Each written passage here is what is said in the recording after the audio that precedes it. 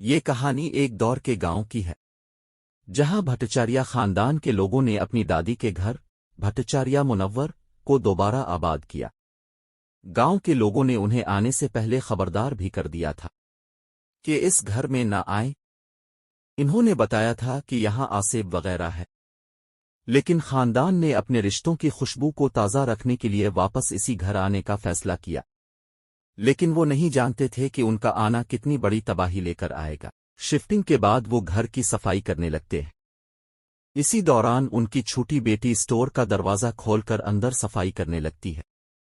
تبھی اسے اپنی دادی کی پرانی ڈائری نظر آتی ہے۔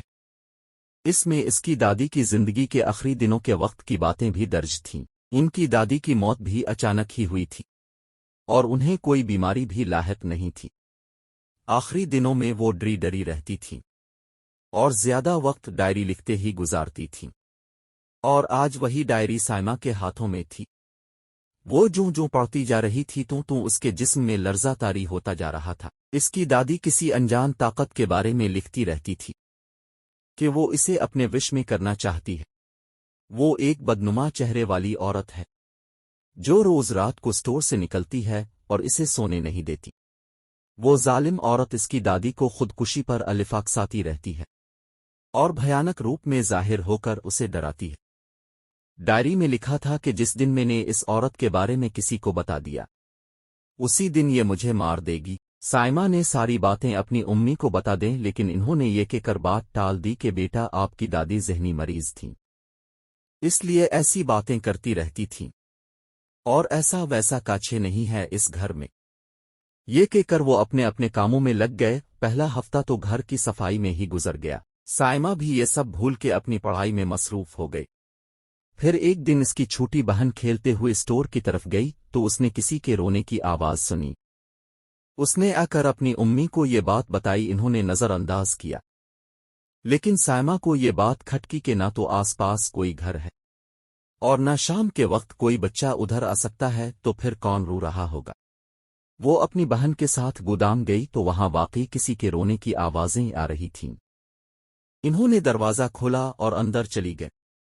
اندر کوئی نہیں تھا اور اب آوازیں آنا بھی بند ہو گئی تھیں۔ گھومتے پھرتے انہیں ایک چھوٹی سی پرانی صندوق ملی۔ وہ اسے اٹھا کر ساتھ لے آئے۔ اگلے دن وہ صبح ہی ایک بابا کے پاس پہنچتی ہے اور سارا واقعہ بتاتی ہے۔ بابا انہیں گھر چکر لگانے کا کہتا ہے اور انہیں کچھ منتر بتاتا ہے کہ اگر ایسا دوبارہ ہو تو یہ سب پڑھنا۔ شام تک بابا ان کے گھر میں پہنچ جاتا ہے اور عمل کرنے لگتا ہے۔ تھوڑی ہی دیر بعد انہیں اپنی امی میں بدلاؤ نظر آنے لگتا ہے۔ وہ سائمہ سے ہاتھ چھوڑا کر بھاگتی ہیں اور بابا کو دبوچ لیتی ہیں۔ ان کی امی کا روپ بالکل بدل چکا ہوتا ہے اور وہ بابا کو اٹھا کر پٹک رہی ہوتی ہے۔ پھر اچانک ہوا میں معلق بابا کی گردن ٹوٹنے کی آواز آتی ہے اور وہ وہیں موت کی وادی میں پہنچ جاتے ہیں۔ سائمہ اور اس کی بہن کو پتہ چل چکا ہوتا ہے کہ ان کی امی ہی اصل چڑیل ہیں۔ وہ وہاں سے بھاگتی ہے اور دادی کی ڈائری اٹھا کر منتر پڑھنے لگتی ہے۔ باہر اندھیرا چھا چکا ہوتا ہے۔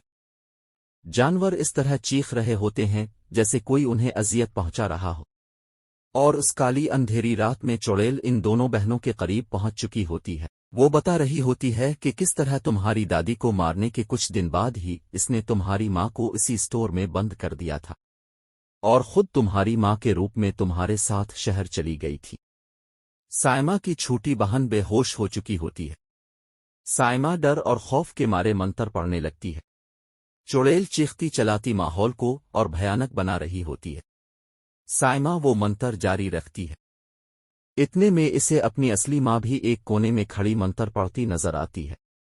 وہ اب بہت کمزور اور تھکی لگ رہی ہوتی ہے، لیکن کم از کم وہ زندہ ہوتی ہے۔ یہ دیکھ کر سائمہ کی ہمت بندھتی ہے اور وہ منتر تیز کر دیتی ہے۔ چڑیل بے بس نظر آتی ہے اور آہستہ لیمو لگی کتاب میں سما جاتی ہے۔ وہ اس کتاب پر منتر پھونک کر اسے دور جنگل میں دبا آتی ہے اور تھکی مگر خوش ہوتی ہیں کہ ان کی ماں زندہ ہے۔